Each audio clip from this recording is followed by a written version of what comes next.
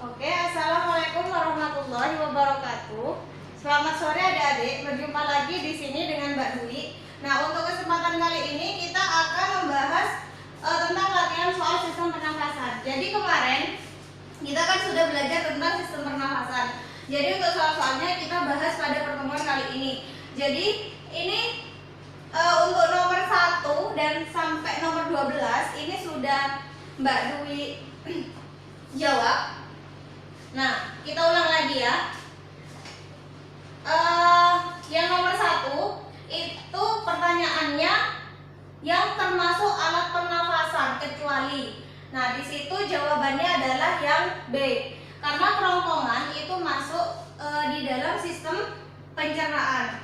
Kemudian yang nomor 2 itu kalian disuruh memilih pernyataan yang benar. Jadi seperti yang kita ketahui bahwa paru-paru pada manusia itu ada 2, yaitu paru-paru kanan dan paru-paru kiri. Bedanya kalau misalnya paru-paru kanan itu memiliki 3 ruang, sedangkan kalau paru-paru kiri itu memiliki 2 ruang. Jadi dari pernyataan untuk nomor 2 itu yang benar adalah yang C. Jadi yang paru-paru kanan itu memiliki 3 ruang.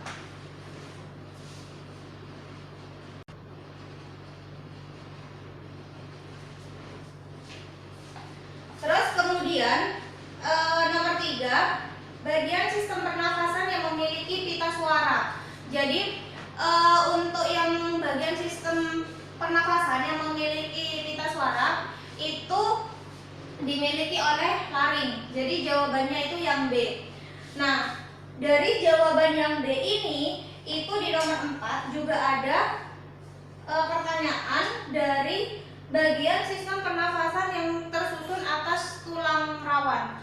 Jadi dari beberapa organ ataupun alat pernafasan pada manusia yang banyak mengandung atau yang banyak tersusun dari sel tulang rawan itu dimiliki oleh laring. Nah, terus kemudian yang nomor 5 itu ketika sedang makan, makanan tidak bisa masuk ke tenggorokan dengan mudah karena manusia memiliki katup. Nah, kalau misalnya untuk jawaban B dan C, tricuspidalis dan juga bicuspidalis itu merupakan katup ataupun sekat yang berhubungan sama jantung. Lebih tepatnya itu adalah yang memisahkan ruang pada jantung. Sedangkan pylorus itu merupakan bagian yang ada di lambung. Jadi kan lambung itu dibagi menjadi 3 ruang ya, bagian fundus, kemudian kardiak dan juga bagian pylorus. Jadi katup yang benar yang yang memudahkan manusia supaya makanan itu tidak masuk ke tenggorokan itu adalah katup epiglottis. Kemudian yang nomor 6, pernafasan pada manusia itu mencakup 2 proses. Jadi pada pertemuan kemarin itu Mbak Dwi sudah menjelaskan bahwa yang namanya pernafasan itu dibagi menjadi 2, yaitu pernafasan eksternal dan pernafasan internal. Bedanya apa, Mbak? Jadi bedanya kalau yang eksternal itu pertukaran O2 dan CO2-nya itu terjadi antara paru-paru dengan darah yang berasal dari kapiler darah. Sedangkan kalau misalnya yang internal itu pertukaran O2 dan CO2-nya itu terjadi antara darah dari kapiler darah dengan sel-sel tubuh. Jadi jawabannya itu adalah yang A, eksternal dan internal. Kemudian reaksi pernafasan. Jadi kalau misalnya kita tahu ya, bernafas itu adalah proses menghirup O2 dan juga mengeluarkan CO2 dan juga uap air. Nah, tujuan dari pernafasan itu pada akhirnya adalah energi. Energi itu biasanya didapatkan dari zat makanan yang kita makan. Nah, kemarin itu sudah Mbak Dwi jelaskan bahwa yang namanya reaksi pernafasan untuk menghasilkan energi itu diawali dari zat makanan yang kita makan, kemudian karena bantuan O2 dari udara yang kita hirup itu akan menghasilkan H2O, yaitu uap air yang akan kita keluarkan beserta CO2 dan energi yang akan kita gunakan untuk melakukan aktivitas sehari-hari. Jadi untuk yang jawaban nomor A, B, C yang benar itu adalah yang C. Kemudian yang nomor 8, proses oksidasi biologi pada manusia itu tujuannya adalah apa? Jadi di sini dari reaksi ini bisa kalian lihat reaksi oksidasi. Berarti di sana itu kalau oksidasi berarti kan butuh oksigen. Nah, berarti di situ tujuan akhirnya adalah untuk mendapatkan energi. Berarti jawabannya adalah yang B. Kemudian untuk nomor 9, bagian yang ditunjuk oleh huruf E berfungsi untuk. Nah, jadi untuk yang huruf A itu adalah bagian paru-paru. Kalau yang B alveolus, yang C itu rongga hidung, D rongga mulut, kemudian yang E itu trakea, yang F itu adalah diafragma. Nah, yang ditanyakan yang huruf E. Berarti kalau misalnya yang E itu ada yang perlu kalian tahu bahwa selain fungsinya itu adalah untuk menyaring udara atau menyaring benda-benda asing. Selain itu, untuk jawaban nomor 9 itu nyambung dengan yang nomor 10. Nah, yang nomor 10 itu pada gambar soal sebelumnya, bagian organ pernafasan yang banyak mengandung silia. Jadi silia itu banyak terdapat pada organ trakea. Fungsinya apa? Jadi fungsinya silia itu adalah sebagai proteksi. Proteksinya itu terhadap mikroorganisme seperti bakteri ataupun virus. Kemudian yang nomor 11, pertukaran antara O2 dan CO2 pada sistem pernafasan itu terjadinya di mana? Jadi terjadinya O2 dan CO2 itu pertukarannya di kantong udara atau yang dinamakan dengan alveolus.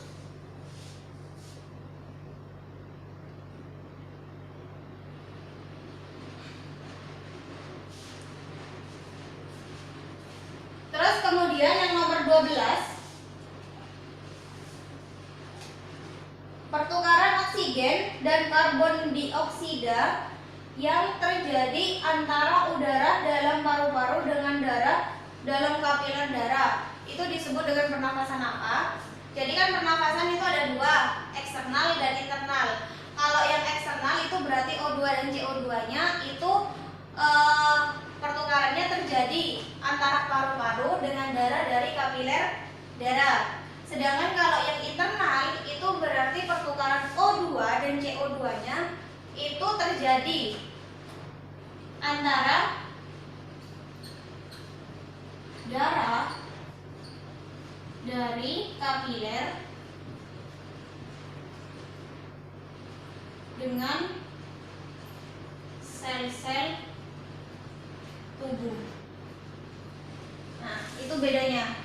Kalau yang eksternal itu antara paru-paru dengan kapiler darah, kalau yang internal antara kapiler dengan sel-sel tubuh.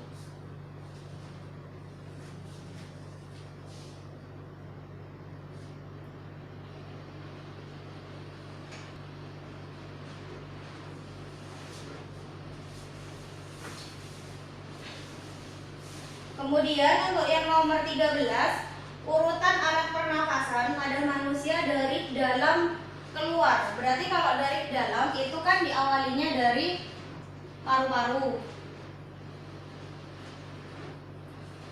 Kemudian setelah paru-paru itu ke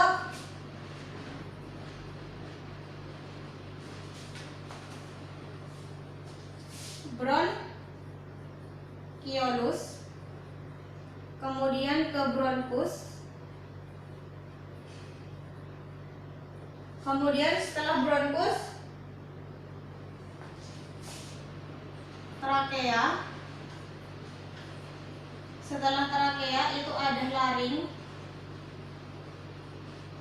Setelah laring itu ada faring. Baru yang terakhir itu ada hidung. Nah, ini adalah urutan alat pernafasan dari dalam ke luar. Itu berarti jawabannya yang A. Kemudian yang nomor 14, mengeluarkan udara maksimal setelah melakukan pernafasan biasa disebut. Nah, jadi kalau misalnya udara kidal itu adalah udara yang keluar masuk paru-paru pada saat pernafasan normal. Terus kemudian kalau udara komplementer itu adalah jumlah udara yang bisa kita masukkan secara maksimal pada kondisi pernafasan normal. Sedangkan kalau misalnya udara suplementer itu adalah udara yang bisa dikeluarkan secara maksimal pada saat kita melakukan pernafasan normal ataupun biasa. Kemudian kalau misalnya udara residu itu adalah udara sisa. Jadi udara yang masih ada di dalam paru-paru tetapi tidak bisa dikeluarkan. Berarti kalau yang ini pertanyaan nomor 14, pengeluaran udara maksimal itu berarti masuk ke yang C. Jadi udara suplementer.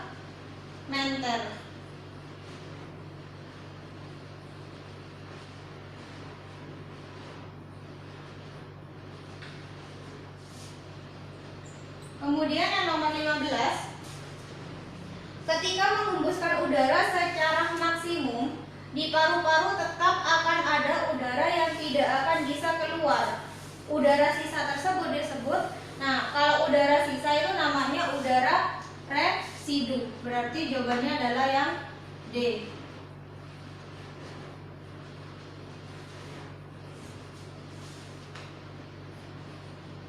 Kemudian yang nomor 16, udara kapasitas total. Jadi kalau misalnya ditanyakan kapasitas total itu adalah hasil jumlah, berarti itu jawabannya itu adalah yang D. Jadi itu penjumlahan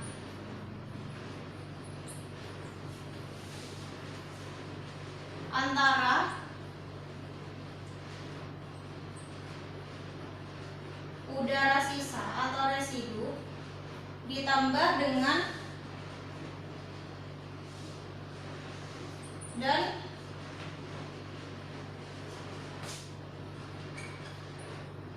udara kapasitas total. Kemudian di soal nomor 17, salah satu hasil pernafasan adalah menghasilkan uap air. Untuk membuktikannya itu dengan cara, nah biasanya itu dengan cara yang B. Bukan meniup ya, tetapi menghembuskan nafas ke cermin. Kemudian yang nomor 18,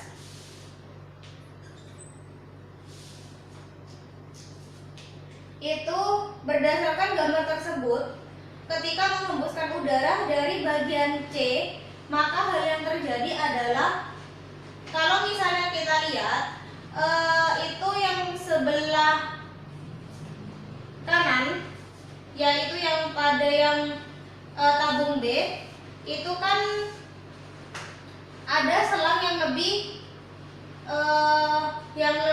panjang, yang dekat dengan poin C ya, yang dekat dengan mulut. Terus kemudian untuk yang tabung A itu selangnya itu kan lebih pendek, yang lebih dekat dengan mulut. Berarti kemungkinan yang apabila kita dari poin C itu meniup, berarti yang akan terjadi berarti yang tabung B berubah menjadi keruh. Berarti jawabannya adalah yang D.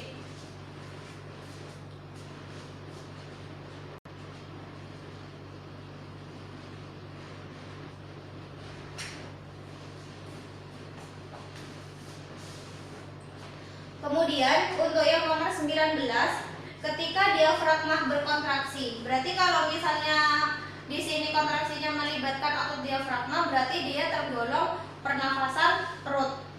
Maka yang terjadi adalah terjadi ekspirasi, diafragma melengkung.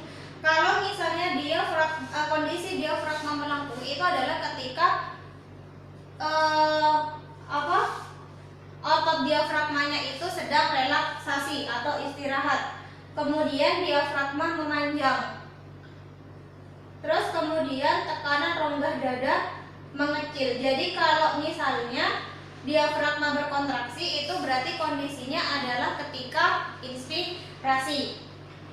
Berarti di sana kalau misalnya terjadi inspirasi berarti rongga dadanya menjadi kecil daripada udara yang ada di daripada udara yang ada di luar. Berarti ini jawabannya adalah yang D. Kemudian dari nomor 20 itu ada kapasitas paru-paru dalam mililiter. Berdasarkan gambar tersebut berapa volume udara kidal? Jadi bisa kita ketahui bahwa udara kidal itu jumlahnya adalah 500 mili. Berarti jawabannya adalah yang A. 500 mili.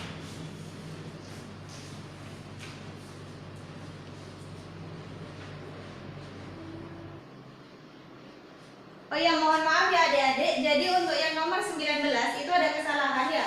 Jadi ketika diafragma berkontraksi, maka yang terjadi adalah terjadi ekspirasi. Itu pasti salah. Berarti kalau misalnya diafragmanya berkontraksi itu pasti dia sedang inspirasi.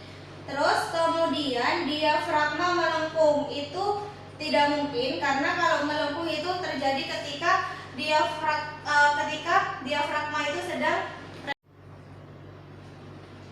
Nah, ini 20 soal yang sudah kita bahas. Nah, untuk 10 soal selanjutnya itu bisa kalian coba kerjakan di rumah. Yang selanjutnya ada soal IC yang nomor 1 dan nomor 2. Nah, itu yang nomor 1 adalah kalian disuruh mengurutkan mekanisme terjadinya proses pernafasan dada dan juga pernafasan perut. Esai halaman 6. Nah, jadi di sini tuh langsung Mbak jelaskan ya. Kalau misalnya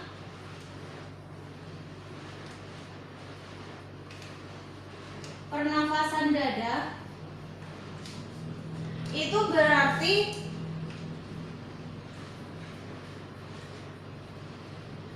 melibatkan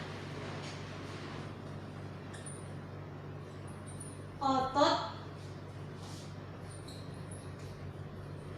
antar tulang rusuk.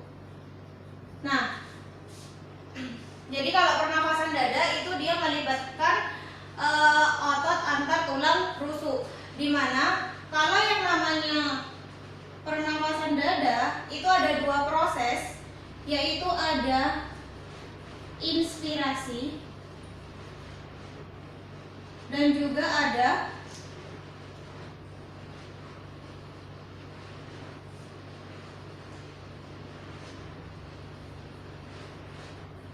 ekspirasi. Nah, kalau misalnya inspirasi itu berarti proses masuknya O2, sedangkan kalau ekspirasi itu adalah proses keluarnya CO2. Nah, kalau misalnya inspirasi pada pernafasan dada itu diawali dari otot antar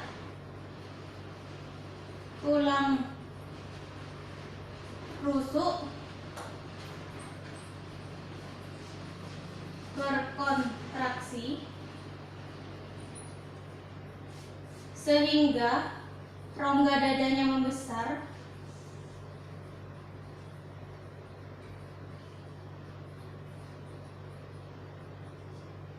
Kemudian tekanannya dari rongga dada itu mengecil sehingga udaranya itu bisa masuk. Nah, kalau yang ekspirasi itu adalah kebalikannya. Berarti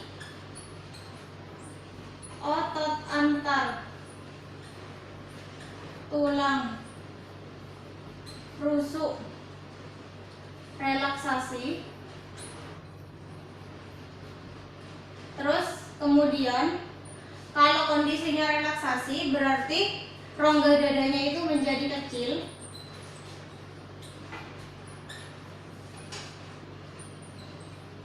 Rongga dada mengecil. Kemudian tekanan yang ada di luar rongga tekanan rongga dadanya itu menjadi membesar.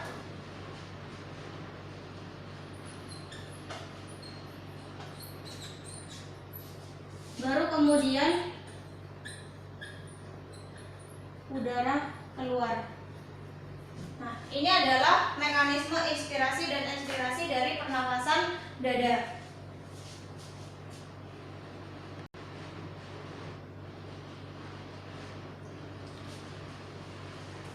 Kemudian yang selanjutnya itu ada pernafasan perut. Jadi kalau misalnya pernafasan perut berarti pernafasan yang melibatkan otot diafragma. Nah, jadi kalau misalnya di pernafasan dada ada mekanisme inspirasi, di pernafasan perut itu juga ada mekanisme inspirasi dan ekspirasi.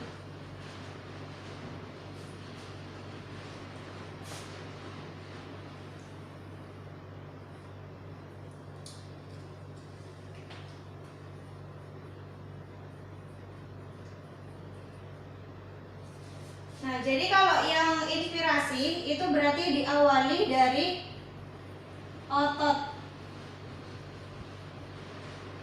diafragma berkontraksi sehingga di sini diafragmanya menjadi datar. Kemudian rongga dada membesar.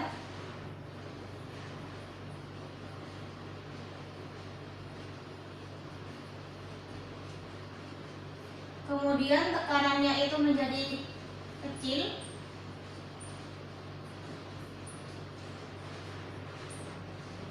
Jadi udaranya itu masuk. Nah, kalau misalnya yang ekspirasi itu berarti otot diafragma relaksasi dalam kondisi istirahat. Jadi posisi diafragmanya itu akan kembali ke posisi semula, yaitu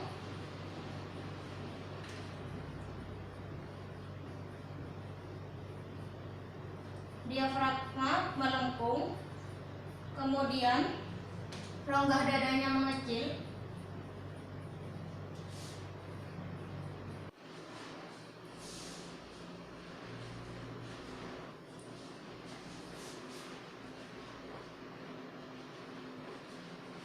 Nah, kalau misalnya yang ini adalah untuk menjawab esai halaman 6, ini nomor 1 dan juga nomor 2. Nah, kalau misalnya soal yang nomor 3, 4, dan 5 itu bisa kalian coba sendiri di rumah. Semisal nanti kalian itu mengalami kesulitan bisa langsung chat di grupnya.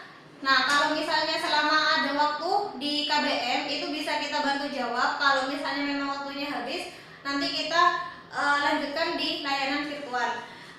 Sekian pembahasan soal untuk sistem pernafasan dari Mbak Dwi. Mbak Dwi mohon maaf apabila banyak kekurangan. Mbak Dwi akhiri, wassalamualaikum warahmatullahi wabarakatuh.